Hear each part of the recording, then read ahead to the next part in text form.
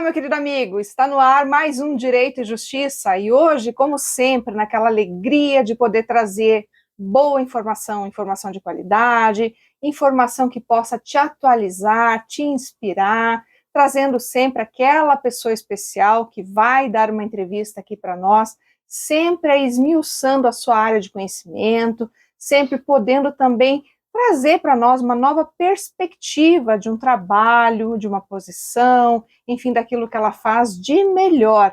E, sobretudo, claro, também te mostrar que você pode sair desse lugar comum para ir para um lugar incomum e se tornar, de repente, aí alguém como essa pessoa, ou se inspirar nela para desenvolver aquilo que de melhor você tem aí, esse teu potencial que muitas vezes está adormecido.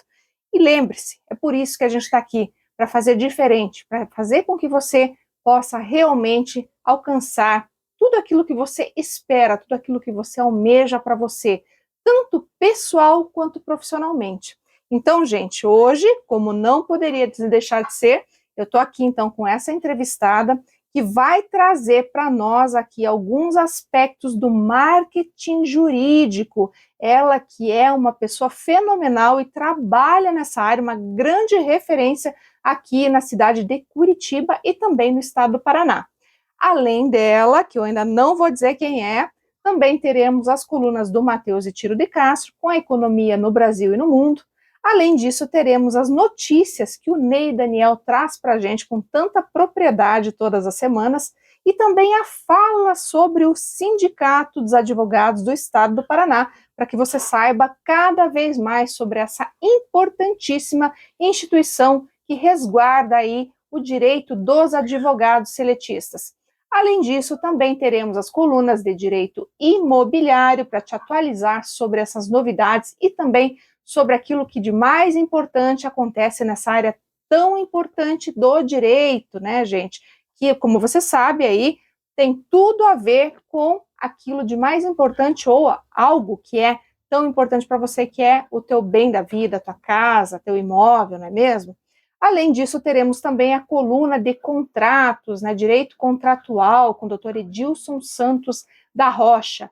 E também, claro, uma coluna super importante aqui para nós, que é a coluna da doutora Camila Costa Xavier, sobre os cartórios e aquilo que é tão importante também nessa área para nós, quando a gente precisa ali de um documento, resolver um problema, lá nesse lugar que realmente aí nos dá segurança para celebrar muitas vezes aí aquele negócio tão importante que tem a ver lá com o nosso imóvel, inclusive, né, gente? Bom, o programa está repleto de novidades, repleto de informação, repleto daquilo que a gente sabe fazer de melhor para você, que é te inspirar, te atualizar e te mostrar que você realmente pode alcançar tudo aquilo que você quer. Então, não sai daí não, espera que a gente logo, logo está começando mais essa belíssima edição, com tudo isso que eu tenho para trazer para vocês. Mas enquanto isso, não vem, vamos lá para o nosso patrocinador. A Domínio Legal Soluções Imobiliárias é uma empresa que possui como objetivo social a gestão imobiliária, no que se inclui a regularização de imóveis. A Domínio Legal Soluções Imobiliárias trata da particularidade de cada cidadão, dentro das necessidades sociais dos moradores das regiões afetadas pela irregularidade imobiliária. Domínio Legal Soluções Imobiliárias.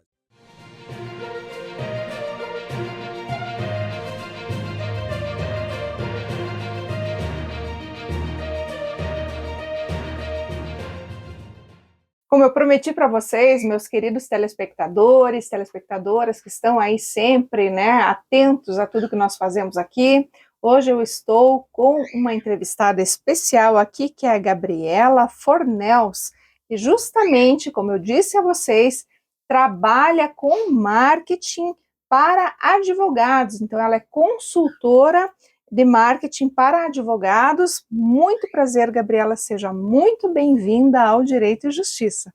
Obrigada, o prazer é meu. Olha, Gabriela, sempre faz a diferença, né, porque como a gente faz aqui, e sempre fala, né, no Direito e Justiça, nós gostamos de falar para todos os públicos e gostamos de trazer essas informações que são diferenciadas, porque nem sempre, né, as pessoas que estão aí, acompanham o mundo jurídico, sabem exatamente, né, o que está por trás, o que acontece, né, e inclusive nesta era, neste momento, que nós falamos muito da era digital, né, o advogado se colocando em redes sociais, não é mais como era antigamente, que o advogado ficava esperando o cliente bater na porta do escritório dele, né, hoje o advogado realmente ele tem que ter uma autoridade digital, que se fala muito, para transmitir aquela informação com qualidade, demonstrar seu conhecimento, sua técnica e realmente vender seu trabalho, não é mesmo? Sem dúvida. Mas aí a gente também tem que sempre se, digamos assim, a perceber nesse mundo e, sobretudo, saber que existem limites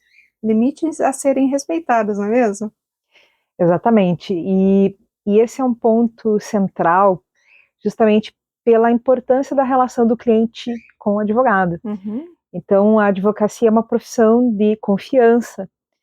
E todas as regras, todas as normas que a gente tem dentro do marketing jurídico, elas foram pensadas para, de fato, preservar essa relação tão preciosa do advogado com o seu cliente. Uhum. Então, a comunicação do advogado, a forma como ele apresenta as possibilidades, né, de um trabalho para o cliente, tudo isso a gente abrange muito dentro dessa perspectiva do marketing, que é uma ponte entre o seu produto e o mercado. Ah, isso é excelente, né, doutora? E hoje eu imagino que a procura, né, por um profissional que seja como você, que trabalhe nessa área, tem sido muito grande, não é mesmo?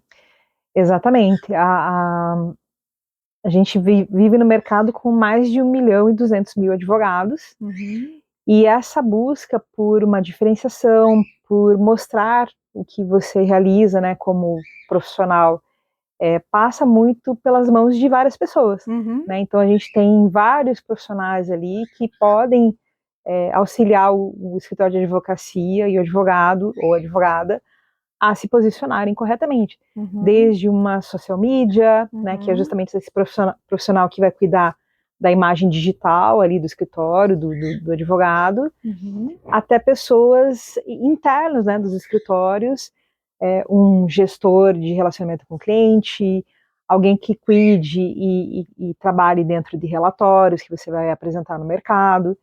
Então, existe uma série de carreiras novas a partir da percepção de que a gestão pode auxiliar o advogado a estar atuando bem dentro da sua profissão, mas com suporte e mais estrutura. Entendi. E nesse sentido até, quando você fala dessa questão do marketing, né, desse suporte todo que é dado ao advogado, é oferecido hoje através do seu trabalho, eu até questiono você, o que te levou justamente, Gabriela, a exercer essa profissão tão importante, especialmente na atualidade, né? O que te motivou? Porque você é administradora de empresas, né, de formação. Sim. E imagino que você deve ter tido uma grande sacada ali quando você pensou, não, é isso aí que eu vou fazer, e realmente a gente está num momento novo e o advogado precisa de uma consultoria nesse sentido. Eu tenho até colegas que me perguntam, poxa, Gabriela, por que você foi trabalhar com isso, né? Primeiramente, eu gosto muito do cliente advogado, né? Então, é um cliente que estuda, é um cliente que valoriza aquilo que é feito corretamente, porque é o nome dele que está envolvido ali. Mas, principalmente, a minha carreira começou em agências de publicidade, e eu percebi a importância, de fato, do marketing nesse trabalho do advogado no dia a dia dos escritórios. Então, como isso fazia falta. E eu senti muita atração, principalmente, pela possibilidade de desenvolver metodologias novas. De fato, a gente, seguindo as regras da OAB, seguindo as regras tanto do Código de Ética quanto do Provimento 205 de 2021, dos escritórios se posicionarem. Então, esse desafio de desenvolver uma metodologia do zero foi o que mais me atraiu, né, para vir nesse mercado. Então, foi uma mistura, né, de perceber que aquilo que eu sabia, que eu já tinha galgado ali, né, pelo meu tempo de trabalho em agências, em empresas, e também como professora, poderia ser útil dentro de uma percepção de desenvolvimento de uma metodologia diferente para fazer isso acontecer. Isso é muito importante de ser dito, porque justamente quando a gente fala em marketing jurídico, muita gente até pode pensar, nossa, mas advogado pode fazer marketing, né? É isso que a gente sempre fala, que o marketing ele pode ser feito mais dentro de determinados limites e justamente para preservar a dignidade da advocacia, né? Que é uma profissão nobre, que é uma profissão que deve justamente primar por este, né, respeito, por este cuidado. Então, existem provimentos, existem normativas que devem ser seguidas e justamente esse profissional, que é a Gabriela, que está aqui hoje, ela consegue, então, transitar nesse mundo, levando ao advogado essas respostas e essa forma, então, de posicionamento, sem que ele, então, aí esteja, por exemplo, trazendo qualquer tipo de implicação negativa ou mesmo burlando ou ferindo alguma norma que está justamente voltada a essas questões que dizem respeito aí ao marketing na advocacia. Bom, gente, eu ainda tenho muito para conversar aqui com a Gabriela, mas agora eu vou chamar aqui a coluna do Matheus e Tiro de Castro para ele falar para a gente o que aconteceu aí durante essa semana e na sequência entra também o Ney Daniel com as atualidades da semana. Vamos lá, então?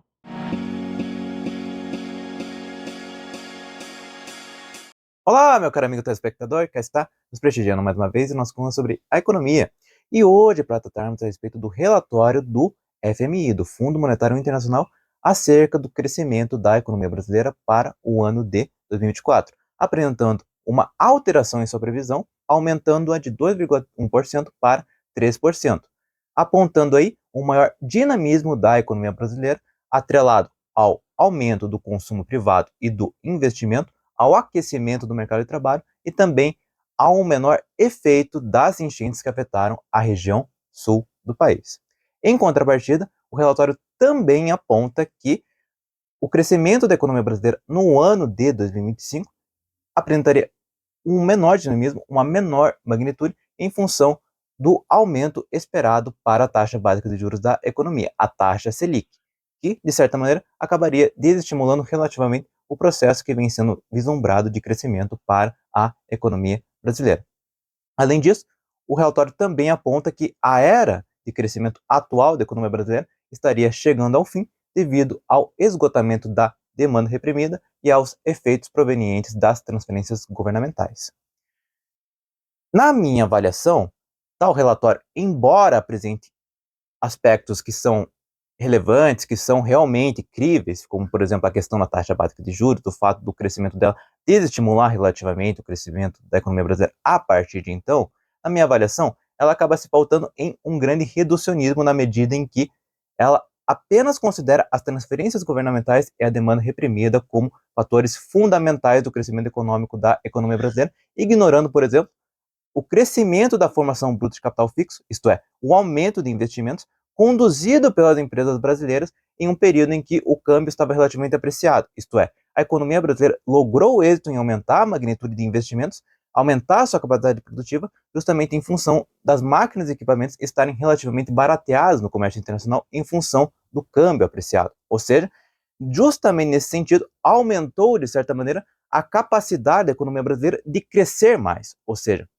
esse, inclusive, é um aspecto que não foi considerado de maneira satisfatória, na minha avaliação, na última ata do Conselho de Política Monetária do Banco Central, que, de certa maneira, considerou que o PIB efetivo se encontra acima do PIB potencial, isto é, de que a economia brasileira está crescendo além de suas plenas capacidades, o que para mim é o equívoco, na medida em que o Brasil, né, a estrutura produtiva da economia brasileira, os empresários, né, as empresas conseguiram aumentar a sua capacidade produtiva, aumentaram, de certo modo, a quantidade de trabalhadores potenciais a serem absorvidos por toda essa estrutura produtiva, na medida em que você tem mais máquinas e equipamentos, você tem mais capacidade ociosa para conduzir este processo de crescimento, né, aumentar a empregabilidade subsequentemente. Ou seja, na minha avaliação, tais aspectos, de certa maneira, vêm sendo ignorados nessas previsões, nessas análises preditivas acerca do crescimento da economia brasileira, que não vêm, de certa maneira, considerando aspectos fundamentais, tais quais o crescimento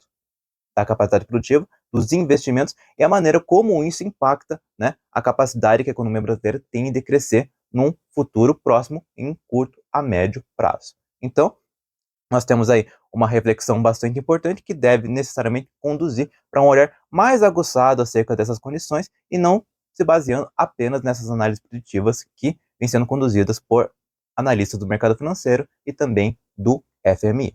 Com isso, eu me despeço de ti, meu caro amigo telespectador, esperando ter te transmitido informações relevantes sobre a economia e te aguardo até a próxima semana. Muito obrigado!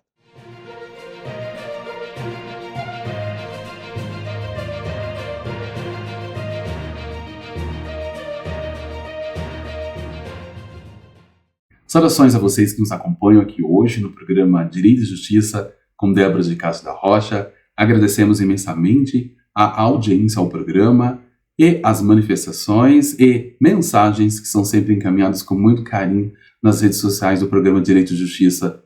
Agradecemos ao entrevistado da semana e também a nossa ilustre apresentadora e jornalista Débora de Castro da Rocha. Agradeço mais uma vez a vocês por estar aqui com todos vocês e por participar desse belíssimo programa que tem o objetivo de informar a você que nos acompanha o que ocorre tanto no cotidiano da vida das pessoas como também das profissões.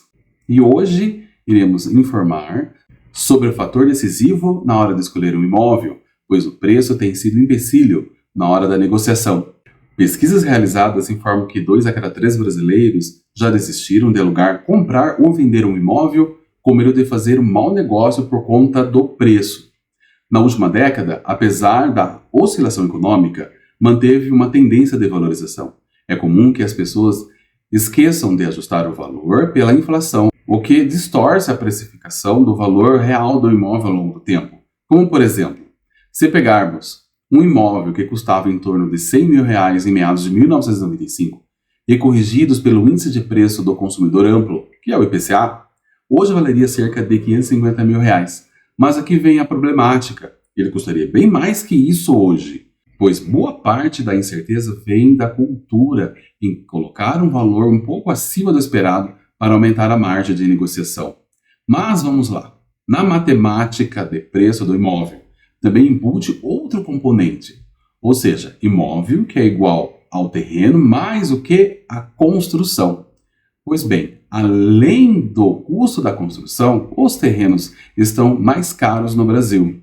Essa estratégia muitas vezes impacta e acaba prejudicando quem planeja vender ou alugar em razão da sobreprecificação, podendo inclusive impactar a liquidez do imóvel. Bom, gente, finalizando, e antes de mais nada, tudo acaba impactando na inflação econômica brasileira, cujo impacto ocorre em decorrência da inflação, ou seja, naquilo em que a pessoa ganha, o bolso, que prejudica o poder de compra e venda, ou até mesmo para a locação.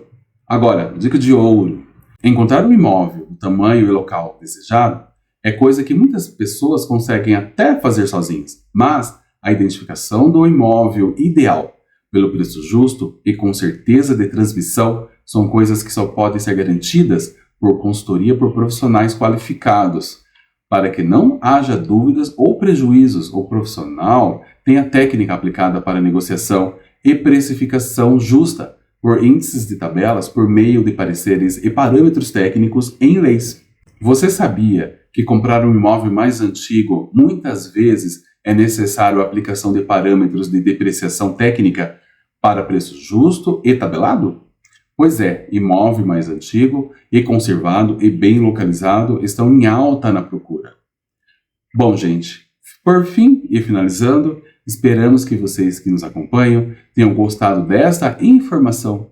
E quer saber mais? Então continue acompanhando o programa Direito e Justiça com Débora de Castro da Rocha ou entre em contato conosco através das nossas redes sociais.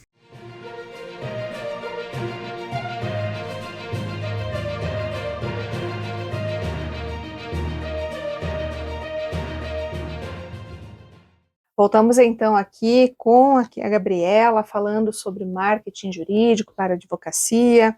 E Gabriela, a gente estava falando, né, sobre essa questão justamente do advogado, então, né, dele contratar uma assessoria, responsável pelo seu marketing, para dar essas consultorias que são tão necessárias ultimamente, até com esses provimentos aí que a gente tem, especialmente da ordem, né, que devem ser respeitados, para que não haja nenhum tipo de problema, especialmente com representações junto aos tribunais de ética, né, Sem dúvida. da OAB, que nenhum advogado quer, né. Então, quando a gente fala sobre isso, né, sobre o marketing, como que funciona necessariamente, até para o nosso público saber. Aqui a gente fala para todo mundo, né, a gente fala para advogado, para quem não é advogado, enfim, para todo mundo, até para todo mundo também saber como é que funciona do lado de cá, né? Perfeito. Então, se você puder explanar para a gente. Sim, o advogado pode ter um marketing.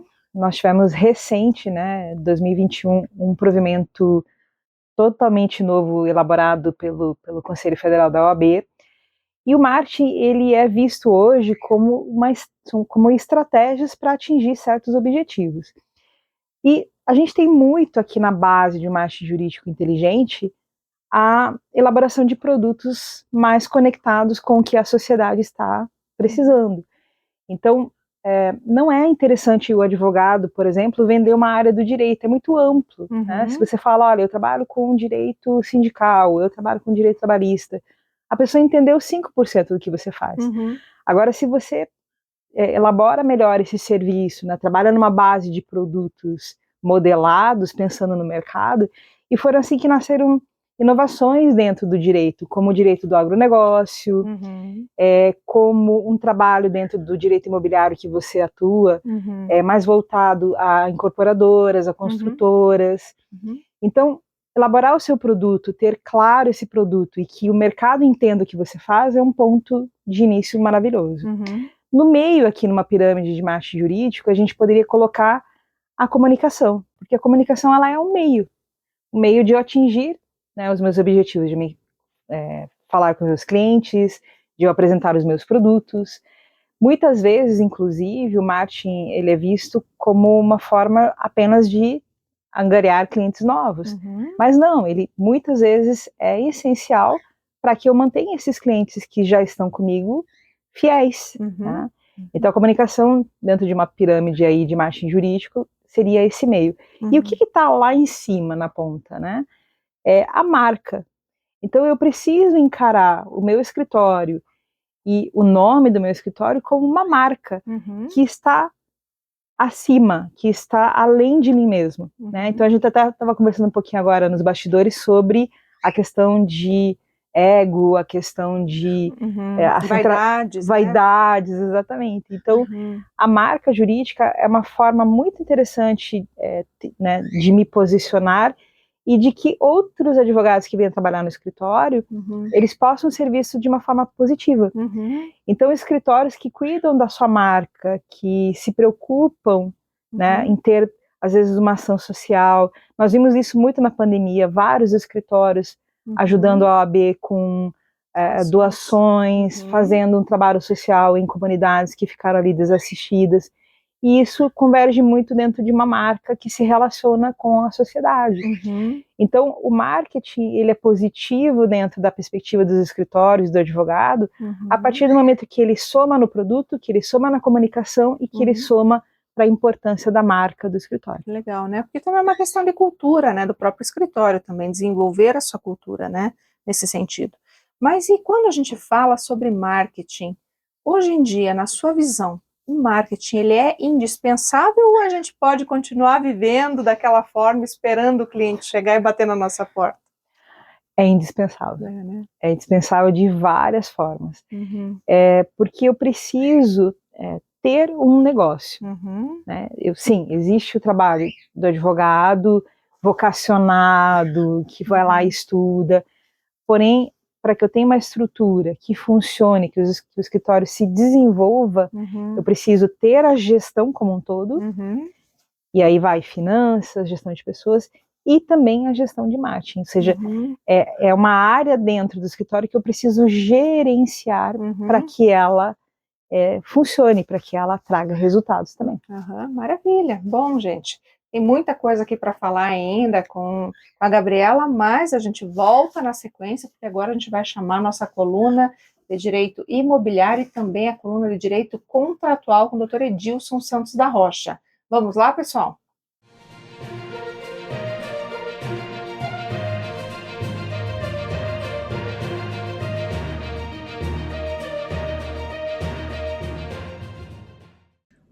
Olá, querido amigo que nos acompanha aqui em nossa coluna de Direito Imobiliário.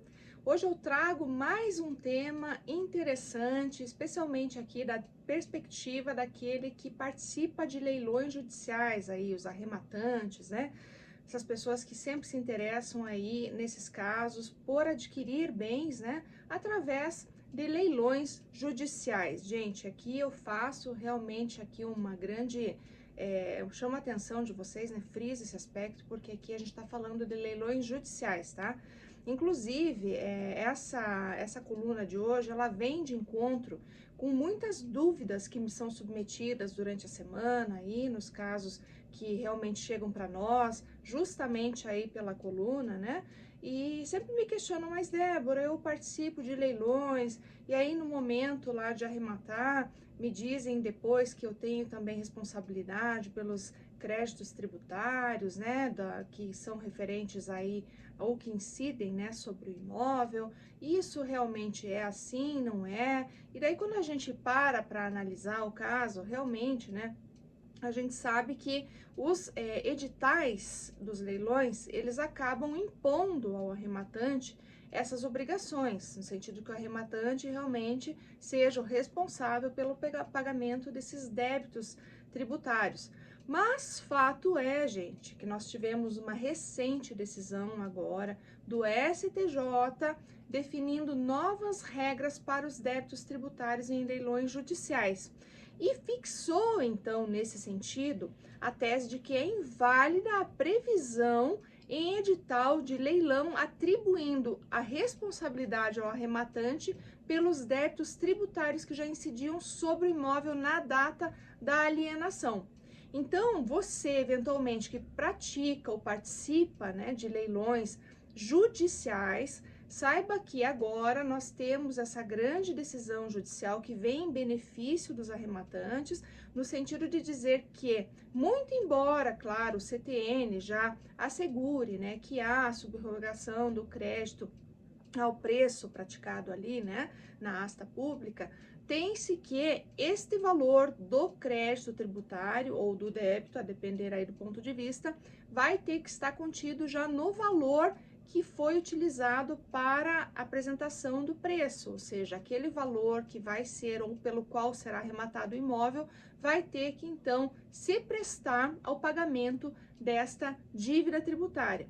E vejam que se eventualmente este valor não for então capaz de pagar ou suportar o pagamento deste crédito tributário, o responsável pelo pagamento não deverá ser o arrematante, e sim o antigo proprietário desse bem, até mesmo para que haja então a possibilidade de que as arrematações continuem ocorrendo, para que haja então competitividade, para que seja possível a arrematação desse bem, porque se, claro, você tiver que pagar ainda uma dívida que não é sua, que já era oriunda de uma época em que o imóvel era do antigo proprietário, não tem nem razão de ser, porque muitas vezes a dívida pode ficar ou até onerar sobremaneira o teu custo aí, trazer um custo elevado para o teu negócio. Então, muitas vezes não vale a pena. E nesse sentido que a gente traz aqui para você, então, esse posicionamento recente do STJ, dizendo justamente que, nesse caso de alienação em asta pública, leilão judicial, você não será obrigado a fazer o pagamento mais de nenhum valor que não seja aquele que está fixado no preço e que, fora isso, qualquer dívida tributária será de responsabilidade do antigo proprietário. Então, gente, sendo isso que eu tinha para trazer hoje na minha coluna, me despeço na certeza de que pude aproximá-lo um pouco mais do seu direito na área imobiliária. Um grande abraço e até a próxima semana.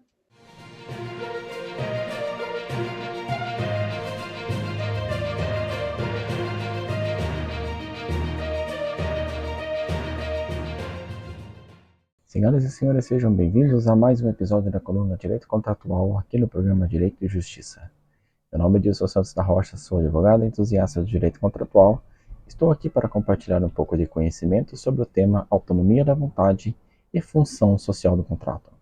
A autonomia da vontade é um princípio que remonta ao direito romano, segundo o qual as partes têm a liberdade para estabelecer os termos do contrato. No entanto, Com o passar do tempo, percebeu que essa autonomia não pode ser absoluta. É aqui que entra a função social do contrato. Com o advento do Código Civil de 2002, essa função ganhou destaque, estabelecendo que o contrato não é apenas uma questão entre as partes, mas também deve atender ao interesse social. Em seu artigo 421, o Código Civil dispõe que a liberdade de contratar será exercida em razão e nos limites da função social do contrato. Isso significa que o contrato não pode ser usado para lesar terceiros ou violar direitos fundamentais. Essa mudança de perspectiva é fundamental para promover justiça social e proteger os hipossuficientes. A função social do contrato é um limite à autonomia da vontade, garantindo que os contratos sejam justos e equitativos. Para uma compreensão do que significa a função social do contrato, façamos aqui uma analogia entre a função social do contrato e a função social da propriedade, fazendo como exemplo o dever de preservação ambiental nos imóveis rurais e o respeito ao plano diretor nos imóveis urbanos. Observe que a função social do contrato e a função social da propriedade compartilham objetivos semelhantes, pois ambas buscam equilibrar direitos individuais com interesses coletivos. A função social da propriedade estabelece que o proprietário deve usar sua propriedade de maneira que beneficie não apenas a si mesmo, mas também à sociedade. A exemplo do dever de preservação ambiental nos imóveis rurais, hipótese em que o proprietário deve preservar a vegetação nativa, proteger recursos hídricos e evitar práticas prejudiciais ao meio ambiente. Assim como no dever de respeito ao plano diretor nos imóveis urbanos, em que o proprietário deve respeitar as normas de uso e ocupação do solo, garantindo a ordem urbanística e a qualidade de vida dos vizinhos. Assim como a função social da propriedade, a função social do contrato busca equilibrar direitos individuais com os interesses da coletividade. A função social do contrato tem sido aplicada em diversas situações, protegendo os direitos dos vulneráveis e promovendo a justiça social. A exemplo do equilíbrio de prestações contratuais em casos de desequilíbrio econômico para evitar lesão a uma das partes. Na proteção ao direito do consumidor, a função social do contrato é frequentemente aplicada de forma a garantir que os contratos sejam claros, justos e não lesivos aos consumidores. Nos casos dos contratos de locação, a função social do contrato pode ser aplicada para proteger o direito dos locatários, evitando despejos abusivos ou aumento de aluguel exorbitantes. A função social do contrato pode ser aplicada também nos processos judiciais, hipóteses em que os julgadores analisam o contrato e consideram o contexto social e econômico das partes. Portanto, a função social do contrato é um importante instrumento para a promoção da justiça social e proteção dos direitos dos vulneráveis. Mas como aplicar essa função social? Para a aplicação da função social, é essencial seguir alguns passos importantes. Primeiramente, a análise do contexto social e econômico, ou seja, o contexto em que as partes estão inseridas é fundamental. A interpretação do contrato deve ser feita de maneira a promover a justiça social e o equilíbrio entre as partes. As partes devem agir com boa-fé e lealdade durante toda a relação contratual. Em casos em que o contrato se torna excessivamente oneroso para uma das partes devido a mudanças imprevisíveis nas circunstâncias, é possível solicitar a revisão judicial do contrato para restabelecimento do equilíbrio e a justiça na relação contratual. E, por fim, o respeito ao direito dos terceiros, uma vez que os contratos devem ser elaborados de forma a não prejudicar terceiros que possam ser afetados pela relação contratual. Isso reforça a necessidade de considerar o impacto social mais amplo das obrigações assumidas pelas partes. Esses passos ajudam a garantir que os contratos cumpram sua função social e assim promovam a justiça e o equilíbrio nas relações contratuais. E não se esqueça, ao longo dessa série vamos seguir desvendando os diversos tipos de contratos, suas peculiaridades e a importância de cada um no nosso dia a dia. Fique conosco e descubram como o direito contratual está presente em todas as esferas da nossa vida. Vamos junto nessa jornada de conhecimento sobre o mundo dos contratos? Um grande abraço e até o próximo programa.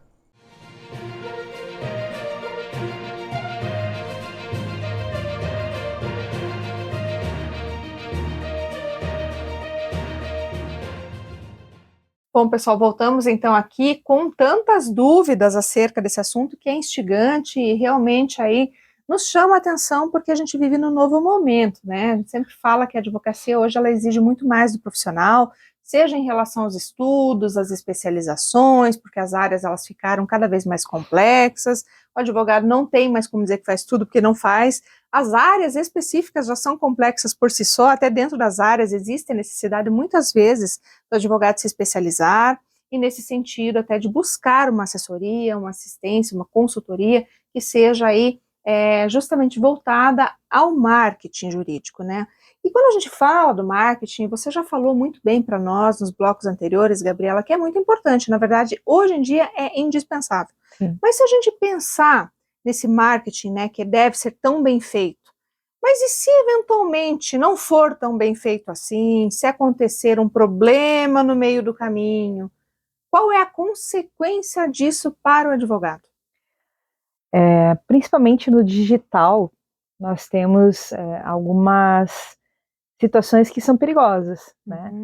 Então, algum tipo de comunicação que leve as pessoas ao litígio, ou seja, essa litigância, levar o cliente ao processo, isso não é interessante, né? De fato, o advogado ele está ali justamente para evitar o processo. Também quando o advogado expõe, né, a privacidade dos seus clientes, então isso é uma das infrações éticas que a gente sabe que são comuns, né? Então advogados que vão ali às redes sociais e falam, estou aqui com o meu cliente que eu acabei de ganhar um processo com ele, ou estou aqui com um cliente que a gente acabou de sair de uma audiência e ali não poderia ser colocado, né, e exposto o cliente dessa forma. Também advogados que se colocam muito perto de uma situação de ridículo, né, e acabam não levando uma informação, não prestando um serviço, mas apenas falando de si próprios. E algo que é muito pesado dentro da advocacia, que é você ostentar. Né? Então, a ostentação é algo perigoso, porque bate muito com uma ideia, com um pré-julgamento que as pessoas têm, de que contratar um advogado é muito caro. Né? E a gente sabe que muitas vezes o cliente poderia ter um bom advogado se ele compreendesse que isso é possível dele ser, né, de ser pago. Então, o digital, ele pode ser um ponto positivo de levar aquela especialidade do profissional para outros estados, para outras cidades, como ele também pode, por despreparo, por falta de suporte, falta de profissionais realmente que estejam ali, porque qual que é esse profissional que vai te ajudar no digital? O profissional de comunicação, né? O profissional que entende como funcionam as redes sociais, como funciona o YouTube. Hoje, por exemplo, nós temos grandes oportunidades dentro dessa ferramenta, dessa rede, que é o YouTube.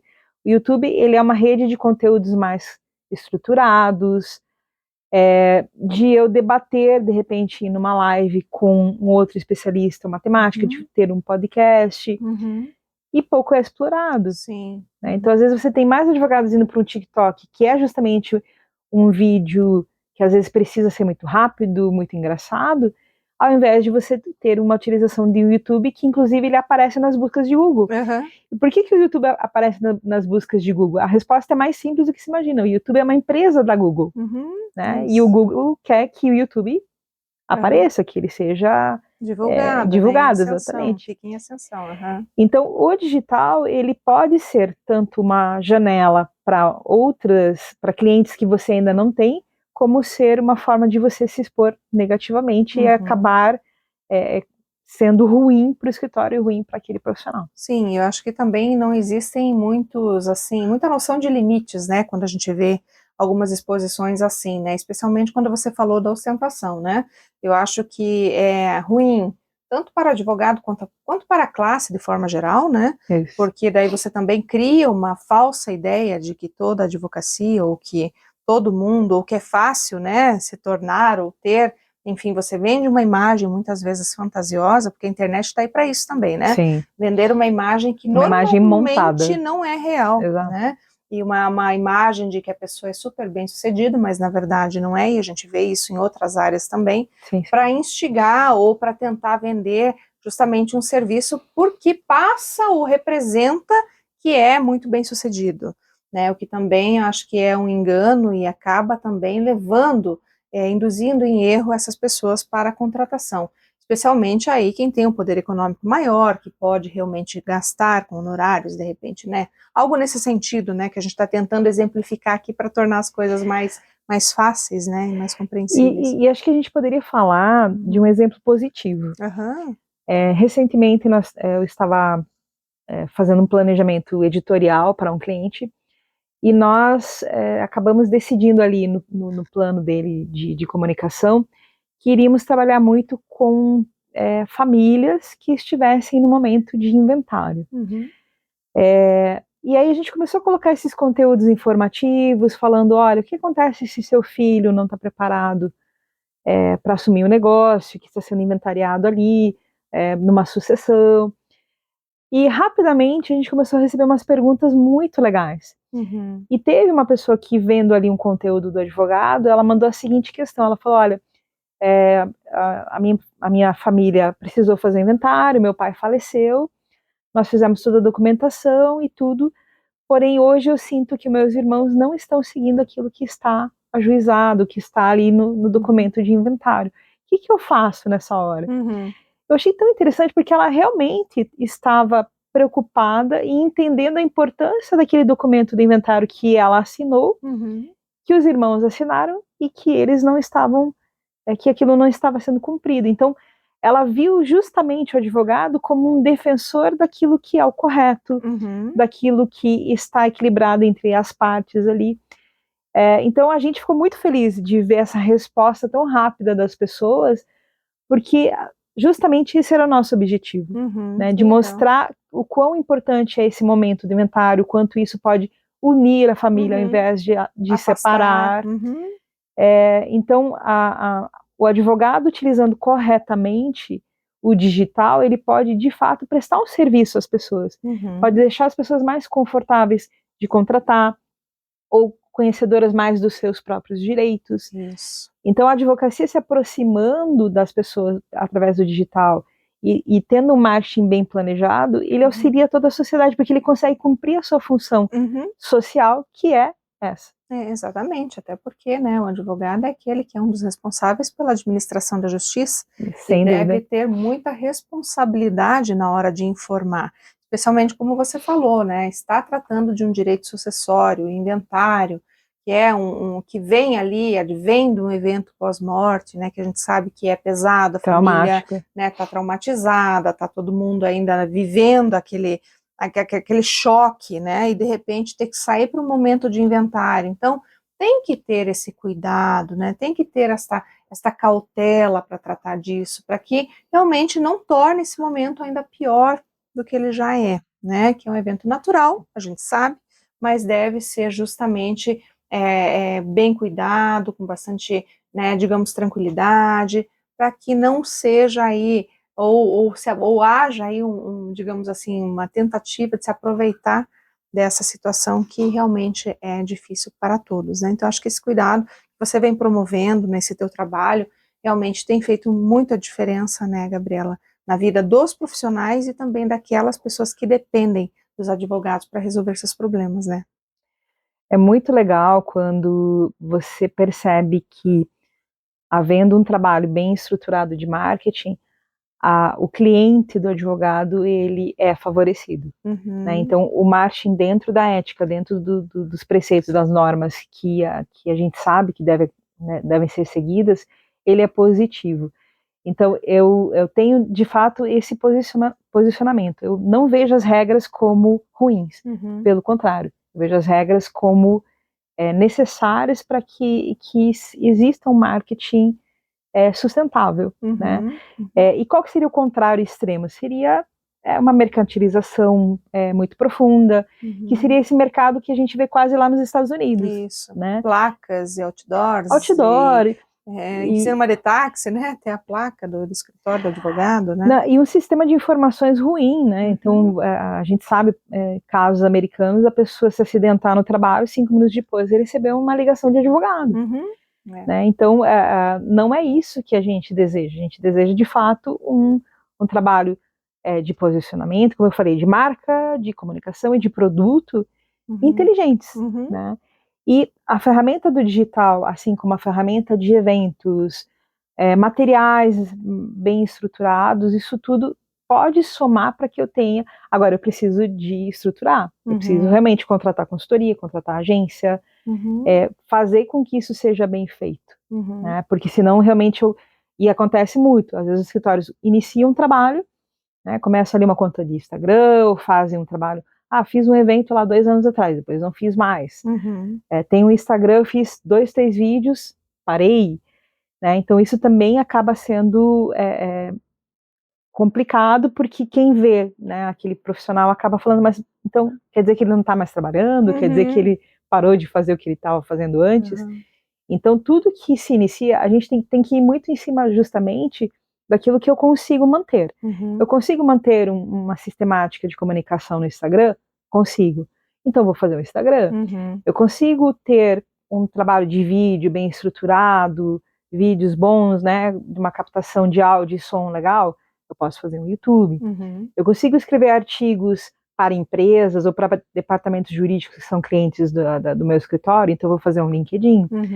Eu preciso estruturar os meios de comunicação de uma forma que eu consiga trabalhá-los, né, corretamente. Porque muitas vezes eu quero fazer tudo e acabo não fazendo nada direito. É esse que é o grande problema, né? Hoje, com tantos meios e mecanismos de comunicação, redes sociais, muitas vezes a gente vê, né, o profissional atirando para todos os lados e não consegue trazer os resultados necessários para o negócio dele, né? Exatamente. Para o escritório, né, que é o caso aqui. Bom, Gabriela, ainda vamos conversar em mais um bloco, mas agora eu vou chamar a coluna do doutora Camila Costa Xavier, que é justamente a titular do cartório Tatuquara, que tantas boas informações traz aqui para o nosso público, e quero ver o que ela tem hoje aí para nos ensinar. Vamos lá, doutora Camila?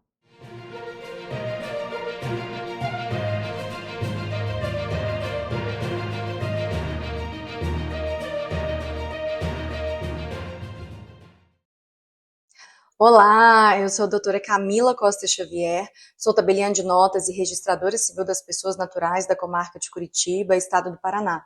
Sou titular do cartório do Tatuquara e colunista do programa Direito em Foco. É um prazer estar aqui com vocês no Cartório em Foco, a coluna semanal na qual trago dicas e informações sobre o direito notarial e registral. Meu objetivo é explicar esses temas de forma simples e direta, para que todos, desde o cidadão até o estudante ou profissional do direito, possam entender como utilizar o cartório como forma de prevenção ou solução de conflitos. Acompanhe essa coluna toda semana e veja como aproveitar ao máximo os serviços dos cartórios brasileiros. Hoje vamos falar sobre um tema que gera muita dúvida: o reconhecimento de firma. Há 2 tipos, o reconhecimento por autenticidade e o reconhecimento por semelhança. No reconhecimento por autenticidade, você precisa assinar o documento na frente do tabelião e também assinar um livro especial. Esse processo deixa um registro formal no cartório, o que torna o ato mais seguro, pois o tabelião garante que você assinou o documento pessoalmente. No reconhecimento por semelhança, o tabelião apenas compara a assinatura lançada no documento com a assinatura previamente arquivada no cartão de firmas. Se houver similitude entre ambas, a assinatura será reconhecida. Esse processo é um pouco mais rápido, mas ele não deixa registro no cartório. Portanto, se você precisar de uma cópia do documento no futuro, não conseguirá, nem no reconhecimento por semelhança, nem no reconhecimento por autenticidade. No reconhecimento por autenticidade, o que você pode pedir é uma certidão do teor do livro, mas essa certidão trará informações abreviadas a respeito da natureza jurídica do contrato que foi assinado, da data e de quem o assinou. Então, se você achar que vai precisar de uma cópia depois, uma boa ideia é pedir uma cópia autenticada ou considerar fazer o ato por escritura pública. Isso te garante acesso às segundas vias no futuro com fé pública. O reconhecimento de firma não serve apenas para validar a veracidade de uma assinatura.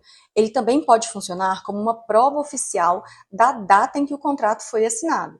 Às vezes, as partes esquecem de lançar a data nos documentos, mas o reconhecimento de firma cria um registro do dia em que foi feito. Isso é muito importante nos casos em que há discussões sobre o momento a partir da qual as partes se comprometeram mutuamente. A data do reconhecimento de firma, que aparece na etiqueta do cartório, tem fé pública e pode ser usada como prova. Sabia que você também pode conferir se o reconhecimento de firma lançado em um documento que te foi apresentado é verdadeiro? É super simples. Basta acessar o site do Funarpem e digitar o código do selo que sai impresso na etiqueta de reconhecimento de firma. Uma outra forma é ler o QR Code que é lançado na etiqueta de reconhecimento de firma.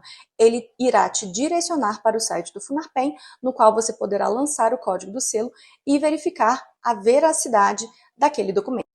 Agora vamos falar sobre como a tecnologia tem facilitado a vida dos cidadãos. Você sabia que o reconhecimento de firma pode ser feito de forma 100% virtual através do aplicativo e-Notariado? Com a plataforma e-Notariado, você pode usar o módulo e-Note Assina para assinar documentos sem sair de casa. O primeiro passo é baixar o aplicativo no seu celular. O download é totalmente gratuito. O segundo passo é solicitar a um tabelião de notas da cidade em que você reside a emissão de um certificado digital. Essa emissão pode ser feita tanto de forma presencial quanto de forma remota através de uma videoconferência. Após a realização da videoconferência, você receberá em seu e-mail ou por SMS instruções para finalizar a emissão do certificado digital e logo em seguida ele aparecerá vinculado ao seu aplicativo. A partir daí, você pode utilizar todos os serviços dos cartórios de notas brasileiros de forma 100% digital. Usar a plataforma e-Note Assina para assinar documentos é muito fácil. Primeiro, você deve fazer o upload do documento que você deseja assinar em formato PDF. Dentro da plataforma, você deve estruturar um fluxo de assinaturas, estabelecendo quem são as pessoas que irão assinar e em qual ordem irão assinar. Você também pode posicionar a assinatura adequadamente dentro do contexto do documento. Todas as pessoas que forem assinar precisam possuir o aplicativo e o certificado e-notariado. Depois de tudo organizado, é só escolher a forma de pagamento e pronto. O seu documento estará assinado com validade jurídica e com a força de um reconhecimento de firma por semelhança. O custo do serviço é exatamente o mesmo do custo do serviço no cartório, ou seja, não há distinção de valores. O aplicativo pretende fornecer uma comodidade para o cidadão. Aqui vai mais uma dica. Você sabia que o aplicativo e-Notariado possui uma ferramenta que permite buscar em qual cartório uma pessoa tem firma aberta? Basta lançar o CPF do indivíduo que ele irá apontar em quais cartórios a sua firma está registrada. Isso facilita o reconhecimento de firma por semelhança ou por autenticidade, tendo em vista a desnecessidade de abertura de um novo cadastro em um novo cartório. Essas foram as dicas de hoje do Cartório em Foco. Espero que tenham ajudado você, cidadão, a entender melhor o serviço cartorário e as facilidades que as novas tecnologias estão trazendo. Nos vemos na próxima semana com mais dicas e informações valiosas para o seu dia a dia. Até lá!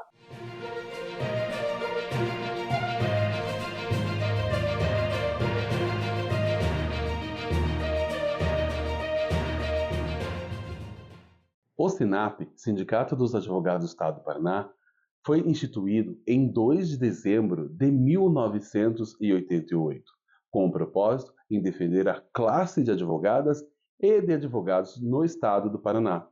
Deste modo, o SINAP, Sindicato dos Advogados do Estado do Paraná, está situado na grande capital paranaense, em Curitiba. Porém, a sua Convenção Coletiva de Trabalho, a CCT, possui abrangência em toda a base territorial do Estado. O SINAP possui a matrícula sindical homologada no Ministério do Trabalho desde a sua criação para a base territorial. A Convenção Coletiva de Trabalho do Sindicato dos Advogados possui os planos e cargos e salários para os advogados e as advogadas atuantes no Estado do Paraná. Quer saber mais? Então acesse www.sinapr.org e saiba mais acessando o menu Convenção Coletiva de Trabalho. Em 9 de agosto de 2024, tomou posse a nova diretoria do SINAP para o quadriênio 2024-2028. Assim, o sindicato possui uma nova gestão atuante entre advogadas e advogados diretores para as advogadas e os advogados do Estado. Agora, você, advogada e advogado, quer saber mais sobre a atuação do SINAP os projetos e benefícios? Então fale conosco através do WhatsApp pelo número 41996586981 ou então acesse pelo teu celular o QR Code que aparece na tela. Domínio Legal, soluções imobiliárias.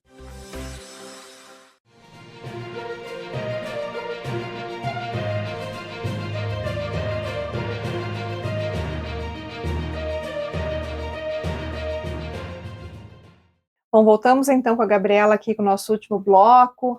Mas, Gabriela, a gente falou tanto aqui de marketing jurídico, assessoria, né? De muitas situações aqui importantes, inclusive provimentos, cuidados que o advogado deve ter nesse momento, inclusive a estrutura que você dá, esse suporte, que possibilita um advogado divulgar o seu conteúdo com qualidade, sem ferir nenhum tipo de provimento, nenhuma lei, né, que dite aí o regramento da advocacia. Mas nesse sentido, eu acho que até para o nosso público poder visualizar, sejam eles advogados, enfim, ou não, você tem casos concretos aí que eu acho que sempre aproxima muito, né, o nosso público aqui da realidade, da tua realidade, né, da advocacia de forma geral também, para poder passar para a gente? Vamos lá. Como a gente falou no bloco anterior, é muito importante que o marketing jurídico ele seja estruturado com aquilo que o escritório tem capacidade de realizar. Uhum. Recentemente, um cliente nosso aí da consultoria, eles criaram uma sistemática de informativos para comentar todas as alterações que foram realizadas na reforma trabalhista. E a gente preparava esse informativo e isso era encaminhado para os clientes do escritório. E os clientes poderiam encaminhar esse e-mail também para outras pessoas. Alguns e-mails que nós fizemos nessa época foram encaminhados mais de 14 vezes, ou seja, a pessoa recebia, lia e falava, poxa, eu preciso mandar isso aqui para outro cliente. E a base de empresas que recebiam ali eram 350, então multiplica isso por 10, por 12. Né? Então, cada informativo desse que foi realizado, ele chegou a muitas pessoas, e isso foi muito interessante. Então, foi uma forma do escritório demonstrar sua especialidade, que era o direito do trabalho, e de auxiliar as empresas que estavam ali, né, nesse mailing ali do escritório, a receber a informação completa. Então, existia um material de quase 8, 10 páginas para cada mudança dentro da CLT. Isso foi muito legal. Foi uma série de e-mails que foram enviados para a lista de clientes do escritório. Legal. E os clientes gostavam tanto que encaminhavam a outras pessoas. Olha que bacana. Isso foi bem na época da reforma trabalhista ali que aconteceu? Foi bem na época da reforma trabalhista, um pouquinho depois que haviam muitas dúvidas. Né? Então as empresas ainda estavam inseguras e aquilo criou realmente uma situação de informação rica. Eu falo que essa é uma estratégia que a gente chama de uma estratégia de ser um interlocutor de qualidade. Né? Diversos escritórios existem, mas qual que é o escritório que tem a informação mais completa, mais profunda e mais atualizada? É esse escritório aqui. Então é uma estratégia muito interessante dentro de e-mail, de informativos que a gente mande para uma base de clientes do escritório. Que bacana, né? E hoje, assim, quando a gente fala, por exemplo, até entrando, puxando, né, pegando esse gancho aí, quando a gente fala, por exemplo, de enviar e-mails, né, através dessa lista, né, normalmente é do escritório, você vê como mais importante, por exemplo, um e-mail com uma informação, com uma notícia, ou um vídeo, por exemplo, que seja bem feito, enfim, lançado na internet, seja no YouTube, seja no Instagram, seja no Facebook, seja no TikTok. O que você acha? Qual a tua opinião? As duas formas são muito interessantes. Acho que são públicos diferentes, né? Exatamente. Então, o conteúdo por escrito, ele tem um valor muito grande, porque ele serve como suporte até numa tomada de decisão. Então, dentro do direito empresarial, é muito legal quando você tem um conteúdo rico e você encaminha isso por um e-mail daquele empresário, ou de uma gestora de RH, ou de um gestor de departamento jurídico. Receber informes frequentes é interessante. Hoje a gente tem uma ferramenta, inclusive, dentro do LinkedIn, que eu posso abrir para que as pessoas se inscrevam para receber a minha newsletter. Então, nós temos hoje contas de LinkedIn que tem, sei lá, 600, 700 seguidores, mas o seu informativo tem mais de 1000 inscritos. Por quê? Porque foi para dentro de uma temática que era procurada dentro da ferramenta. Então, o conteúdo escrito tem o seu valor. Agora, existe um grande consumo de informação por vídeos, né? E em que momentos que esses vídeos são vistos? Às vezes o empresário acorda ali às 5 da manhã com insônia, está preocupado com o seu com o tributário, né, com os tributos que está pagando. Ter uma informação de um tributarista ali num vídeo interessante é muito legal. Né? Então, vídeos bem editados, vídeos interessantes, com temáticas que falem diretamente ao público, é muito legal. Eu não vou explicar o que é direito tributário, mas eu vou poder falar sobre, sei lá, TCMD, ICMS, sobre carga tributária, temáticas que fazem sentido. E muitas vezes o vídeo ele funciona como um gancho para que a pessoa te pergunte alguma coisa. E aí você faz aquilo que é o melhor dentro da rede social, que é criar um diálogo. Né? Então a rede social ela não é como a TV era antigamente, né? Que você colocava uma propaganda e ficava esperando alguém aparecer. A rede social ela te dá essa oportunidade de dialogar com o seu público, que é muito legal. Que bacana, né?